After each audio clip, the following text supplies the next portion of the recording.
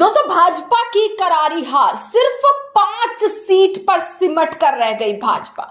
और जिस तरीके से नरेंद्र मोदी का, जिस तरीके से भाजपा का विरोध देश के अलग अलग कोनों में हो रहा है, उससे अब ये साफ नजर आ रहा है, छोटे से बड़ा चुनाव ही क्यों ना हो, अब भाजपा की हार साफ नजर आ रही है। गुजरात के चुनाव से लेकर तमाम चुनावों में अब जब रिजल्ट आ रहे हैं तो यही खबर सामने आ रही है कि भाजपा कुछ चंद सीटों पर सिमटी हुई दिखाई दे रही है। और ऐसे ही असम में दोस्तों एक चुनाव होता है, बीटीसी का चुनाव, जिसमें भाजपा जहां पहले 9 सीटों पर आई थी, अब की बार केवल 5 सीटों पर भाजपा पूरे तरीके से सिमट कर रह गई है। दोस्तों बीटीसी चुनाव क्या है, कौन सी पार्टी ने जीत हासिल करी?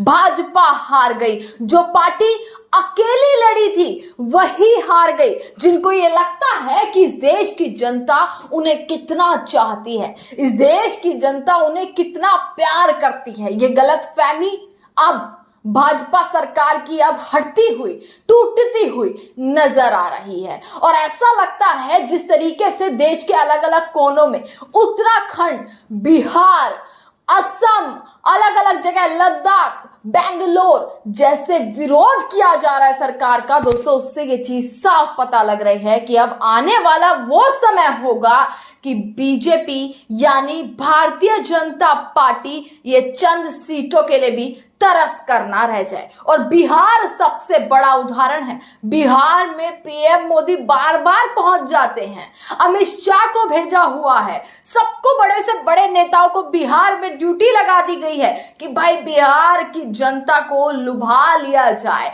पर बिहार की जनता है जो जनसभा में भी काले झंडे दिखा देती है, खाली कुर्सियां दिख जाती हैं, सड़कें खाली दिखती हैं रोड शो में, और बिहार पर नजर है कि भाई राहुल गांधी की यात्रा, राहुल गांधी के आरोपों ने ऐसा छाप छोड़ दिया है, ऐसा असर छोड़ दिया है कि अब धीरे धीरे भाजपा छोटे से बड़े चुनाव में अब सिमटती हुई नजर आ रही है। दोस्तों बड़ी खबर आप ये देखिएगा, आपको बता देते हैं कि कैसे ये पूरा चुनाव होता है, ये सारी चीजें दोस्तों आपको मैं यहां पर दिखा रहे हैं। असम में बीटीसी के चुनाव होते हैं दोस्तों। बीटीसी यानी कि बोडोलैंड प्रादेशिक परिषद, ये एक चुनाव किए जाते हैं। जैसे हर राज्य में कोई ना कोई चुनाव होता है, पार्षद के होते हैं, तमाम चुनाव होते रहते हैं, निकाय चुनाव होते रहते हैं। अब तो निकाय चुनाव में भी भाजपा का सुपड़ा साफ दिखता हुआ लगता हुआ जो है पूरे तरीके से दिखाई दे रहा है। ऐसे असम में बीटीसी के चुनाव होते हैं, बोडोलैंड प्रादेशिक परिषद।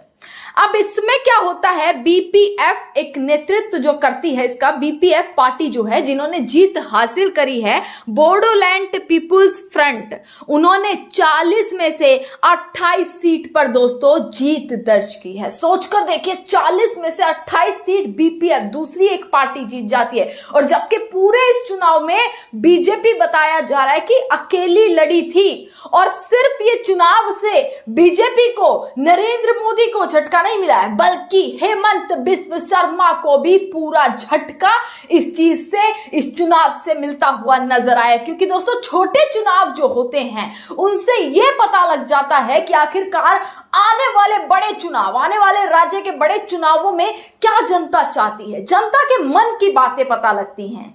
अगर भारतीय जनता पार्टी कम सीटों पर आ रही है, इसका मतलब साफ है कि अब जनता नकारती हुई नजर आ रही है, अब जनता पसंद नहीं कर रही है। और ऐसा ही कुछ असम में देखने के लिए दोस्तों मिला है।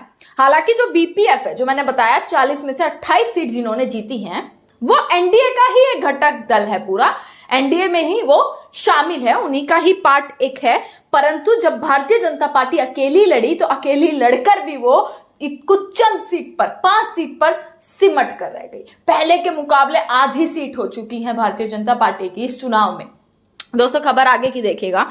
निवर्तमान परिषद में गठबंधन सहयोगी दल United Peoples Party Liberal, UPPL और भाजपा, यूपीपीएल 7 सीट पर और भाजपा 5 सीट पर, ये पूरा 40 सीटों का हिसाब जो है ये निकल कर आता है कि यूपीपीएल 7 और भाजपा 5। जबकि पिछली बार भाजपा को 9 मिली थी, यूपीपीएल को 12 सीट मिली थी। और इस बार कुछ ऐसा हुआ है कि भाई बीजेपी को सिर्फ और सिर्फ 5 सीट मिली है, 5 सीटों में ही सिमट कर रह गई है। एक बड़ी हेडलाइन ये देखेगा, असम के बोडोलैंड में भाजपा को झटका, क्षेत्रीय दल से रह गई पीछे और अकेली लड़ी थी चुनाव। ये बड़ी खबर दोस्तों निकल कर आ रही है कि बीपीएफ जो है वो 2006 और 2011 में कांग्रेस में शामिल रही थी, पर 2021 में उन्होंने बाद में अलग से चुनाव लड़ा था और एनडीए को समर्थन दे दिया था।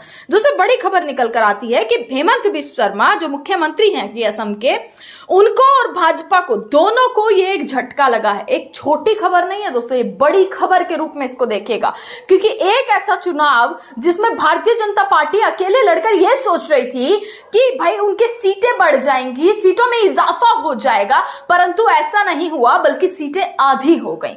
और सीटें आधी होने का मतलब दोस्तों साफ है कि जनता अब नापसंद कर रही है। सीटें आधी होने का मतलब दोस्तों साफ है कि जनता अब उल्टे पांव भगाती हुई नजर आ रही है।